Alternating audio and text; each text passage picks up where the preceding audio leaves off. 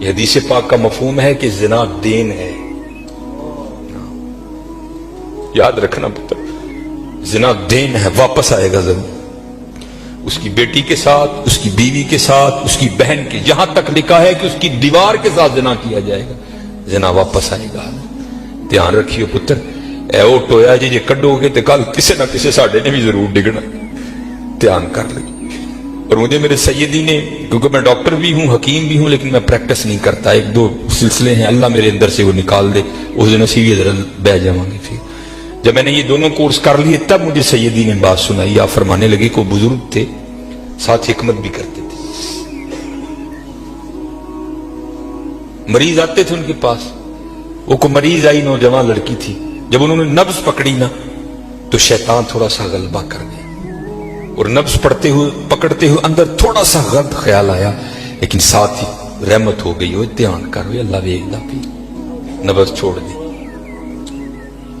نبض چھوڑ دی، بس خیال ہی گزرا.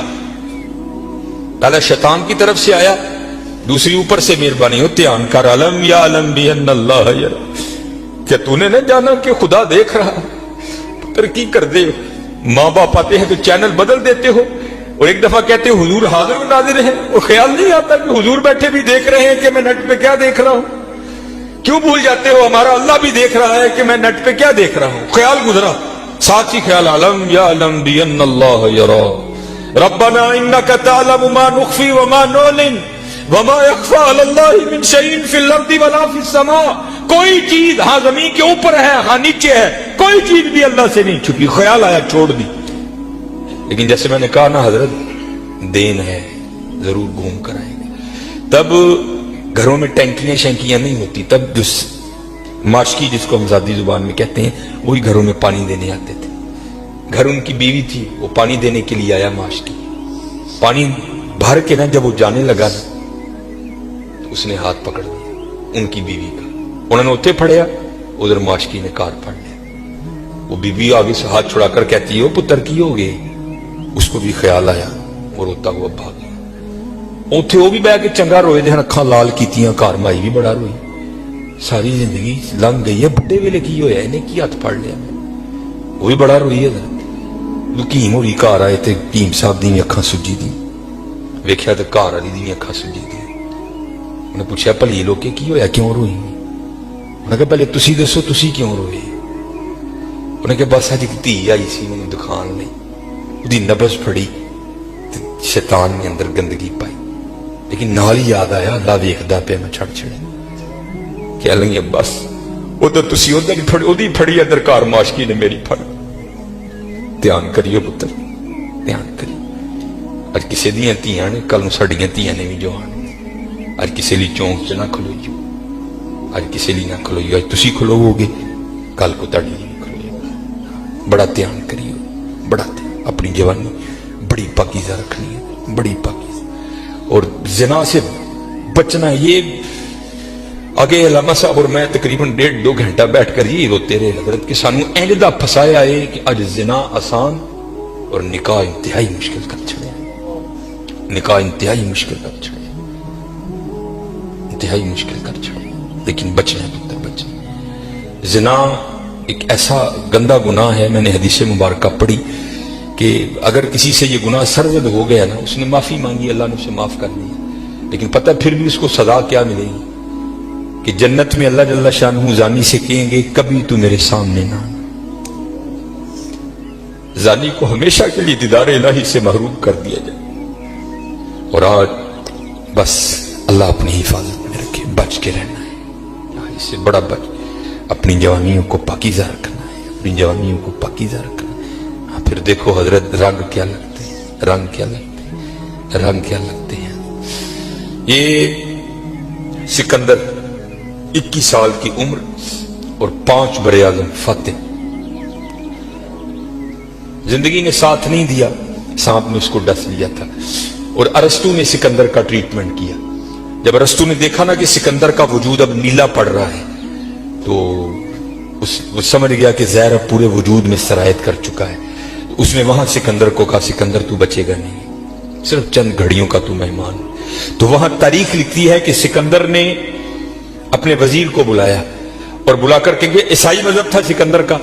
وہ کہنے لگا کہ جب مجھے کفن دو گے نا تو ڈائریکٹ مجھے دفنانے کی نہ لے کر جانا، بلکہ اس طرح کرنا کہ دائیں بائیں سے میرا کفن پھاڑ کے نا میرے ہاتھ کفن سے باہر رکھنا، اور کرنا کیا، مجھے پورے شہر یونان کے چکر لگوانا. تو وزیر پوچھتا ہے سکندر وہ کیا، اس میں کیا راز ہے؟ تو کہتا ہے میں جاتے ہوئے ان لوگوں کو سبق دینا چاہتا ہوں اور اس دنیا سے جینا لگانا. دیکھو آج 15 لاکھ مربع میل فتح کرنے والا سکندر اس دنیا سے خالی جا رہا ہے. اور چلے وہ کچھ نہیں لے کر گیا، ہم کیا لے کر جائیں گے؟ اور پھر یہاں کسی نے بڑا خوبصورت لکھا تھا، یہ وہ باغ ہے جس کے ہزاروں مالی تھے. دھیان رکھنا حضرت، یہ ہمیں بڑا وہم پڑ گیا ہے، مالک ہم نہیں ہیں حضرت. یہ علماء بیٹھے ہیں، اس نے قرآن کریم میں کب کہہ دیا کہ تم مالک ہو؟ تو قرآن کریم میں بار بار کہتا ہے وَلِلَّهِ مُلْكُ السَّمَاوَاتِ وَالْأَرْضِ، اور اللہ ہی کے لیے ہے زمین و آسمان کی بادشاہت. وَاللَّهُ عَلَى كُلِّ شَيْءٍ قَدِيرٌ.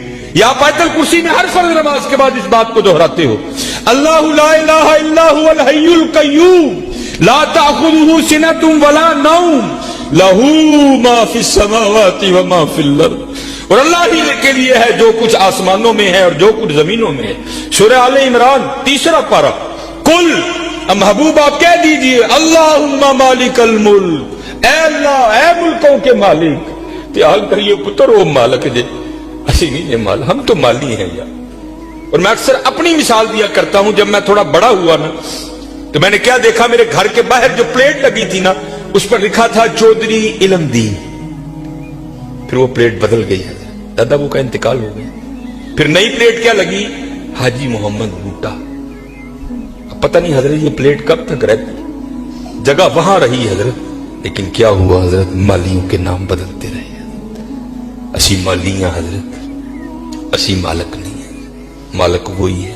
اور میں یہاں ایک روایت بھی اکثر سناتا ہوں کہ آپ کہو گے مولوی صاحب ایمی ساڑھے کچھ ساڑھیاں زمینہ کھون لگے ہو، ان کو قرآن و حدیث سے بھی تو دلیل دینا. حضرت موسیٰ علیہ السلام کا دور مبارک تھا اور زمین کا ایک ٹکڑا تھا.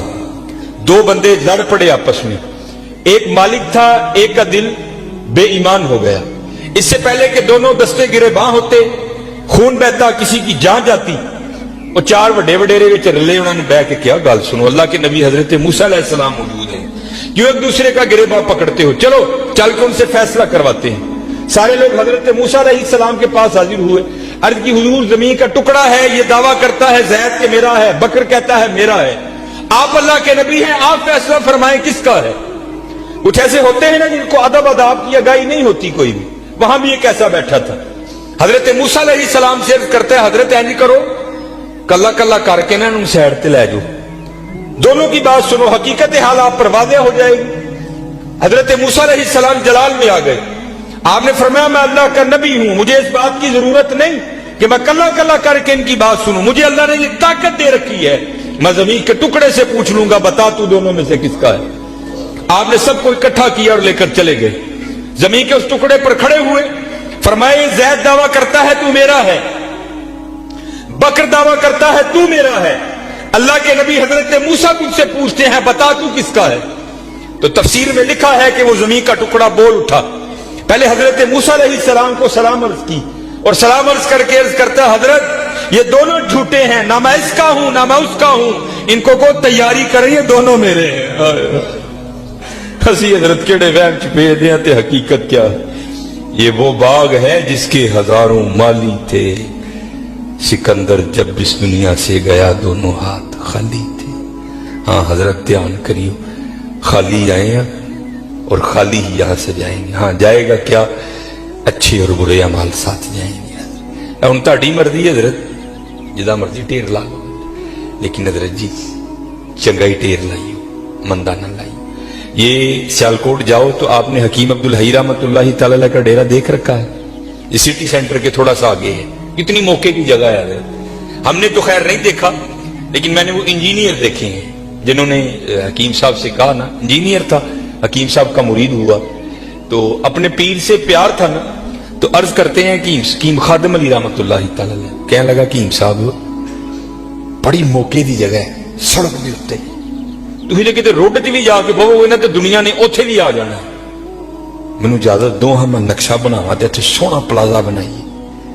तो कीम साहब फरमान लगे, वो बाबा जी रहन दे। क्या लगा, नहीं जनाब प्लाजा बनाने। आप फरमान लगे, यार असी बड़ा लेना ही, लेकिन एक गल सुनी सी तां नहीं बनाया। वो कहते हजरत मशवरा करें ना, शायद बात की हकीकत कुछ और हो।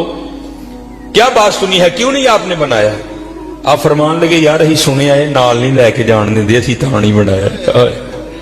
कैसे लोग थे यार, कितना तकवा था उन लोगों में। इस जानब तवज्जो ही नहीं की हजरत।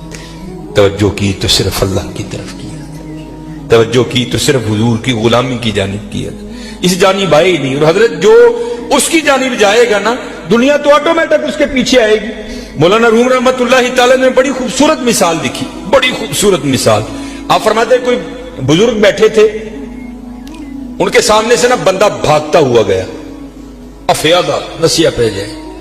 अगले दिन फिर बैठे थे, फिर भागता हुआ गया। तीसरे दिन फिर बैठे थे, फिर गया। चौथे दिन जब गुजरा ना, आपने पकड़ लिया उसे।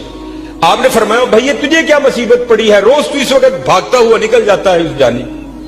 और करता है, हुजूर मैं अपना साया फड़न दिया। आपने फरमाया, फिर तू सारी जिंदगी नहीं पकड़ सकेगा। उसने कहा, हुजूर वो क्यों?